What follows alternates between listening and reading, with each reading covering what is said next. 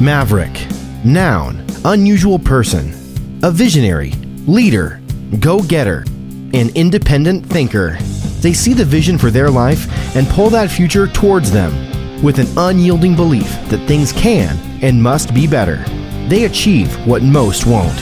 Innovative, influential, daring, and direct, with a remarkably high tolerance for taking calculated risk. A foe to the status quo. This is Passive Real Estate Investing with Mavericks. Your host, Neil Timmins, has been involved with over $300 million in real estate transactions. He's a published author, commercial property investor, and real estate syndicator.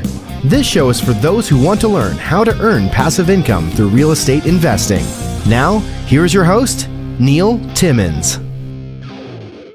Welcome to Passive Real Estate Investing with Mavericks podcast, where we provide actionable steps for you to grow your passive income and become job optional. Today, during this episode, you're going to discover about passive investing in multifamily apartments. Maria's going to share with us her story out of Florida. For those of you who are new, I'm your host, Neil Timmins, and I love passive income from real estate. Now, before I introduce you to today's Maverick, I want to make a request. If you like what you're hearing, give us a thumbs up or subscribe to the show to never miss a valuable episode. And if you love what you're hearing, give us a written review. Plus, be sure to take a look at the description of this episode as it packed it with thousands of dollars in free resources. So today, we've got the privilege to learn from someone who helps families who have children of special needs plan for their future. Prior to her career in real estate, she was a wildlife biologist, and it all changed. It all changed when she knew she had too many brushes with fate in the biology world, too many near-death experiences, and she couldn't do it forever. I would describe today's Maverick as someone who's passionate about autism housing. Today's Maverick, Maria Zondervan. Maria, how are you? I'm great. How are you? I'm good, thanks. Well, I'm excited to have you here. Say, we all got started in real estate somewhere, somehow. What was your entry point into real estate?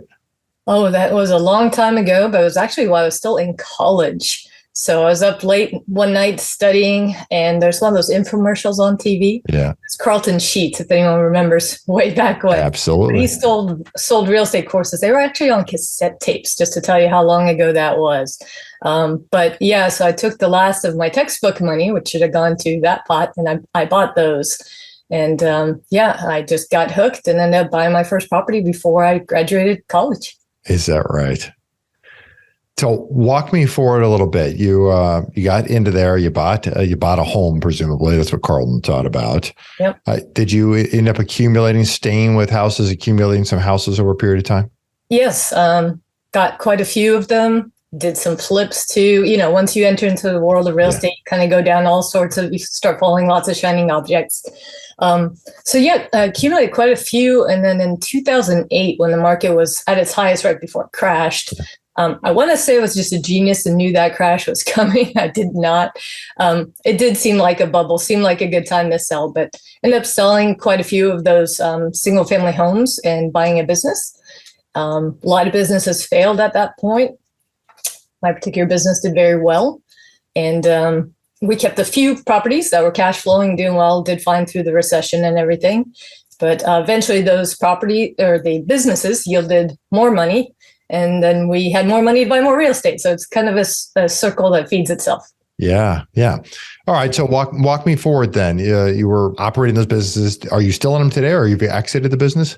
Nope. Still have those businesses. So my husband and I are a team, and he manages the businesses for the most part. I manage the real estate. So we have two Massage Envy locations, one in downtown Orlando and one on the east coast of Orlando in Melbourne. Yeah, wonderful. Well, that's certainly, I can imagine the population growth, what's transpired over the last handful of years has been positive, positive for you. Yeah. Oh, yes, very much. All right. So talk to me about real estate. You eventually, would have left the houses and gone into more of a commercial real estate, meaning multifamily in this case for you. Tell me a little more about that. Well, it got to the point where, like I said, the business was generating income. Single family homes weren't producing as well as I would have liked them to be. And to really invest the money that we had coming in, we need something bigger. I didn't really know a lot about commercial real estate at the time, so I decided to educate myself. That's the thing you do. So started reading books, went to a bunch of meetups and masterminds, and everyone's like, yeah, this is where the real money's at, time to do it. So went out and did it. And everyone's like, this is really hard to get into. They were very right.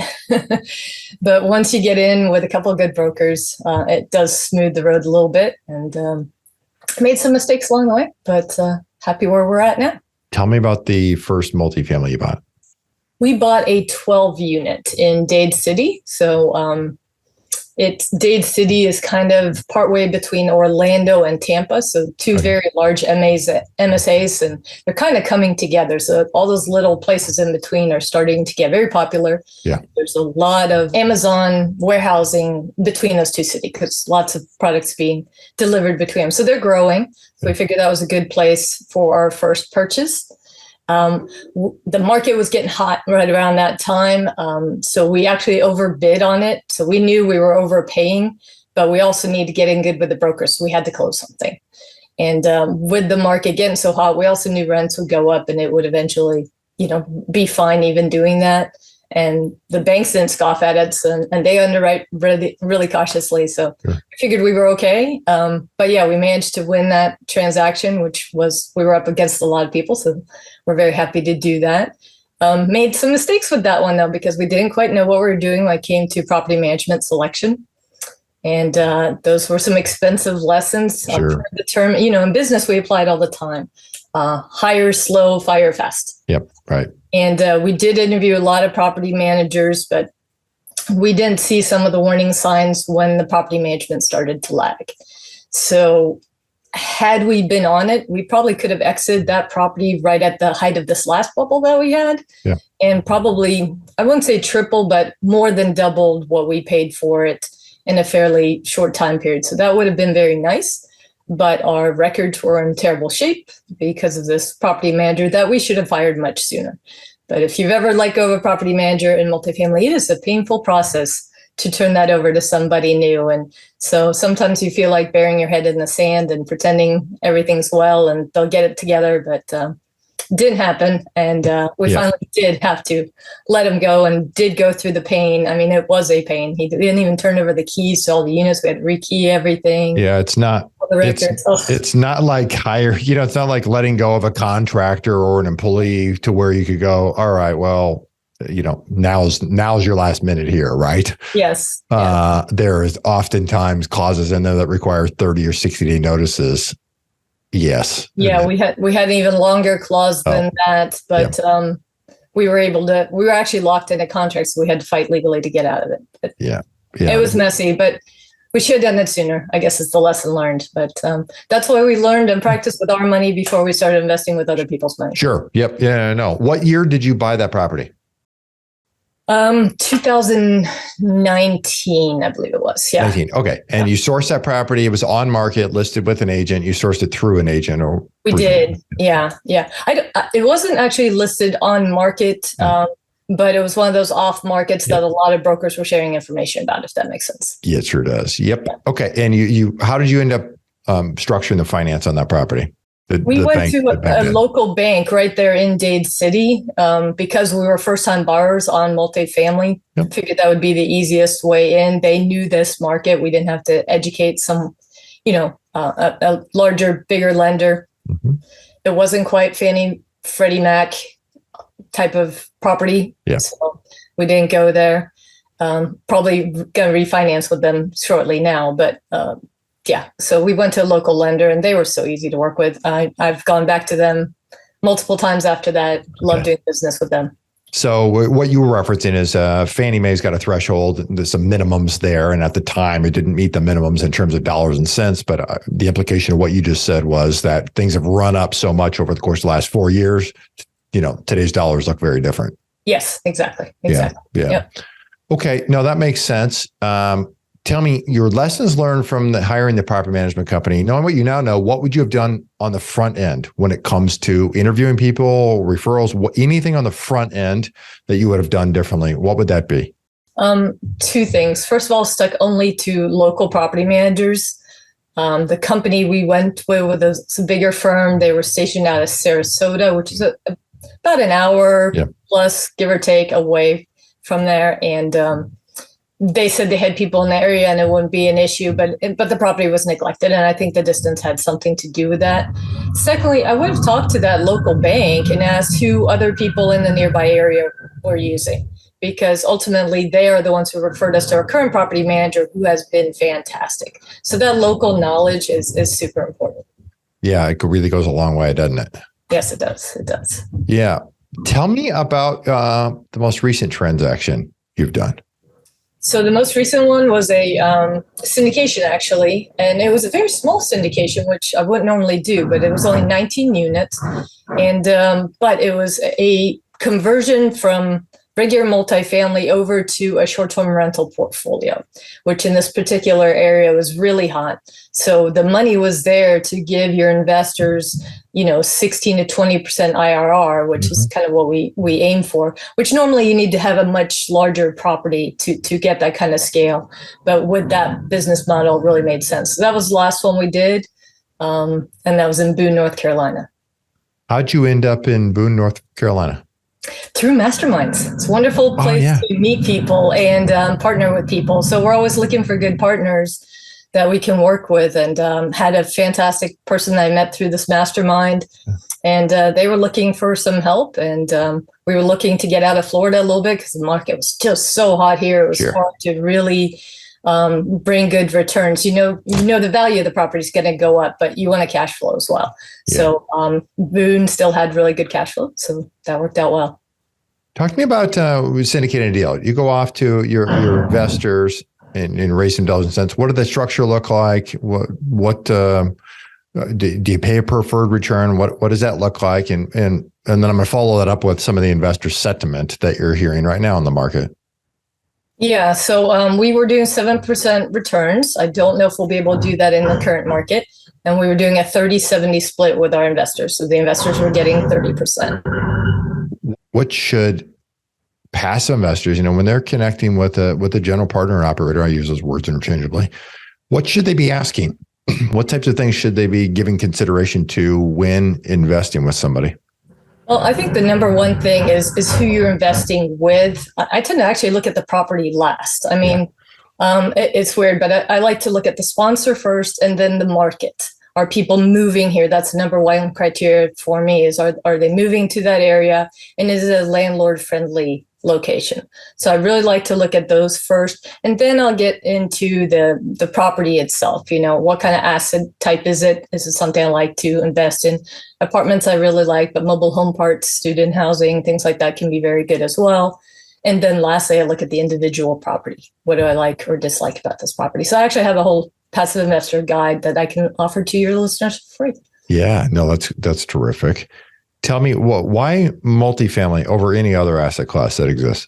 There's a lot of them, so there's good pickings. They're forever in need as our populations keep growing, especially here in the Southeast. We just have people coming in so fast. Yeah. I just don't see it going away. A lot of other asset classes, if you're thinking commercial real estate, let's say, retail shopping strips and that kind of stuff. We've seen some of those take a hit with more online opportunities coming up. Amazon's competing with all those little retailers and that sort of thing. But people still need a place to live. And I know people say that a lot, but it's simply true. And so I just like it for that reason. I know, a lot of people get into this business. Well, we all get into this business for a variety of reasons. Money's a factor, yes. Ownership, control. But you've gotten into this business, ultimately with a giant heart and a big passion for your family. I guess share with the listeners a little about that and how you end up really getting compelled into this business from a previous career, if you will. Yeah, well, I've always been a passionate person. That's why I went into wildlife biology. I was working to save endangered species. And but again, the wealth became more important to me as my older son aged. So I've got two sons. And my oldest one is now 22, but he has autism. So, and the more I learn about it and the more I see how he aged, I come to realize he's probably never going to be able to financially support himself. And I can support him while I'm here, but there's no guarantee that I'm here tomorrow, right? So I really want to make sure he's set up well. So I started working with an attorney to set up special needs trusts and all that kind of stuff, but it has to be funded well. It has to last his entire lifetime. So then it became far more important that my investments were doing well than just for me. I don't need to live at the Ritz-Carlton, right? But I want to make sure he can always have food on his table and live in a nice place and not worry about that.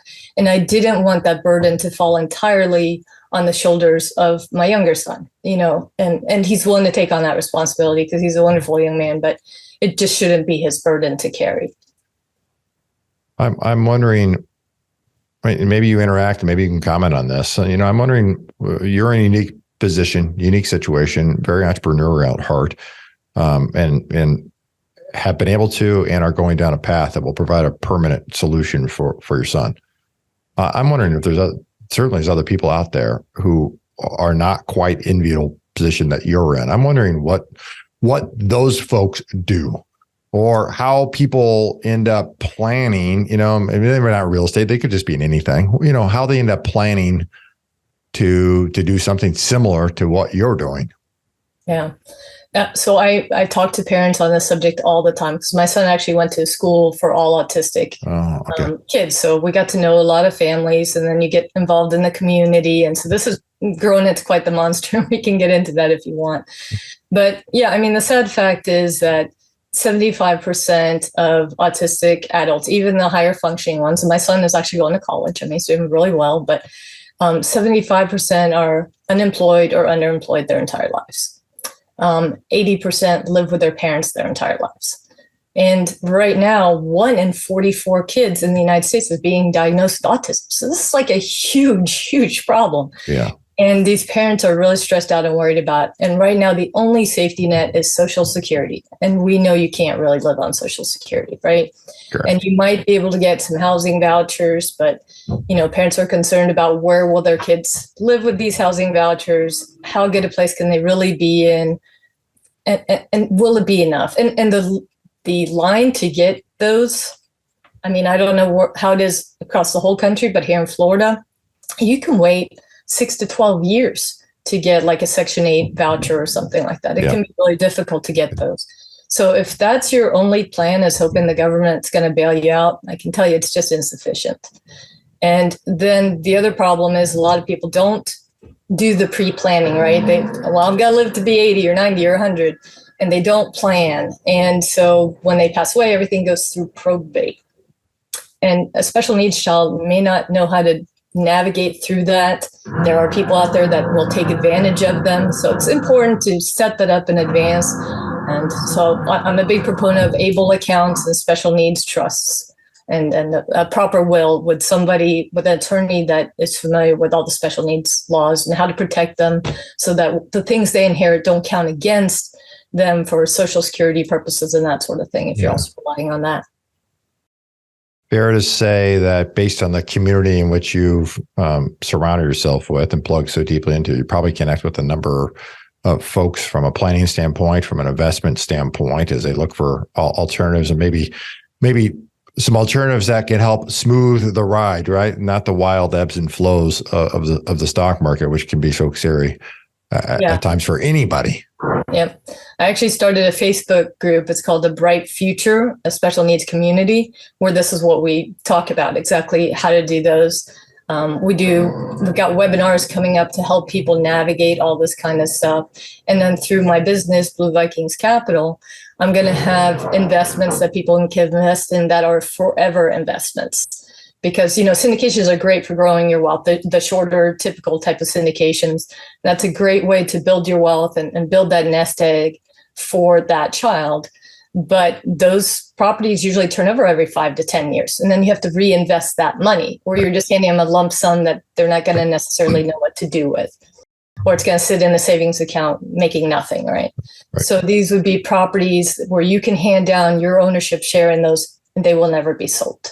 And specifically, we're going to be investing that in the properties I'm building through my nonprofit, Valhalla Villas, where we're building housing for autistic adults. And once we build those and people are living in them, we're never selling them.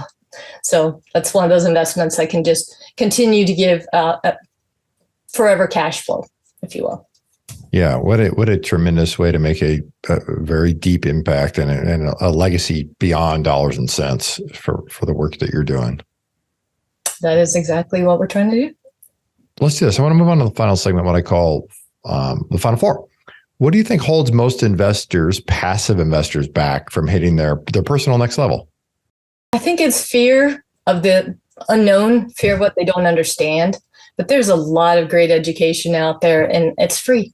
YouTube is super full of stuff, great books. I listen to tons of podcasts, listen to your show, all those kinds of things, free education, because it's hard to make a decision when you don't know something about it, right? So I was talking to my own dad yesterday. He wants to invest in something, and him and his wife are on the phone with me, but they don't understand exactly what I do, even though this is their daughter doing this, right? Sure. They don't understand it. So they're uncertain which way to go, right? So I sent them some simple things and said, hey, click on these little videos and read this little guide. And once they understood it, it was a whole different thing, right? So I think fear of the unknown is one of the big things that hold people back, because the money's certainly there. That should not. Correct. Yeah. What's your biggest passion outside of real estate? Autism. Yeah. So April is Autism Awareness Month. So we do a lot to make people aware of what autism is, what it isn't. There's a lot of misunderstanding of what it is. A lot of people think it's all Rain Man if you grew up in that era, or all Sheldon from Big Bang Theory if you grew up watching those shows. And it's a spectrum. It's a huge spectrum, and there are people all over that spectrum. So do a lot for autism awareness. Your favorite book? Oh my goodness, there are so many good books. Yeah. So I'm not going to pick my overall favorite. I'm just going to say what I've recently read that really impacted me was Vivid Vision. I think it's Cameron Herold. Don't quote me on that. Could be wrong.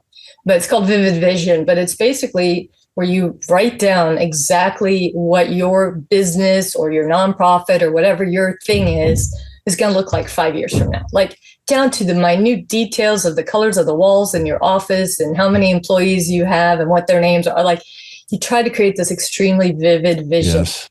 And then from there on, you say yes to everything that gets you closer to that vision and no to everything else. Mm. And once you have that clear vision, it really steers the boat. Love it. I'm going to buy it today. What's your favorite way to make an impact in the community? Again, through the autism housing. Yeah. That's where we want to go. Our mission is to have at least one complex in every state in this country. That's tremendous. So the Maverick Vault, we launched this year. It's a collection of resources available to our listeners. I understand you're making a contribution to the Vault, the guide to passive investing in apartment complexes. Share a little about what that is. Yeah, so it talks about those 4 keys. Actually, there's 5 keys in there, but those things you want to make sure you understand as a passive investor, so you don't have that fear going into something, right? Understanding what to look for in a sponsor, in a market, which asset classes might be right for you, and then down to the actual property and the business plan itself for that property. Not everybody can tie up their money for 10 years, but there are other alternatives, right? Or maybe you're investing for your retirement and you don't care if it's tied up for 20 years, or maybe you're doing a forever investment. So it's how to vet all those things out. And it comes down to a really simple checklist to where, we try to make it easy for you. Yeah, no, that's wonderful. You guys can get it at themaverickvault.com. Maria, for people, they want to find you, they want to follow you, they want to connect with you, where can they go? What should they do? The best place to start is bluevikingscapital.com. That's my website, and there's links to everything else from there. Wonderful. Including the link Valhalla Villas, our nonprofit. Yeah, no, that's terrific. The link will be below in the show notes for everybody. Maria, I appreciate taking the time to connect up and beyond here. You've got a wonderful, varied story from climbing trees with all the wildlife that exists down in Florida. I can imagine you get a whole bunch of scary stories, I suspect, from that world to really living with tremendous passion, tremendous heart, and paying it forward in a very big way. I appreciate you taking the time to connect up and share your story. Thank you for having me. You bet. Till next time, thanks so much. To our listeners, pat yourself on the back. You guys have made it to the end of the show, and most people never finish what they start. If you receive value from today's show, be sure to share it on LinkedIn, your Facebook page, or your social media platform of choice. Subscribe to never miss a valuable episode in the future. And if you found value in today's episode, give us a thumbs up with a positive review. If there's a particular topic you'd like to hear about, well, I want to hear from you. Shoot me a message on LinkedIn. The link to my profile is below in the show notes. You can connect with me there for more valuable content.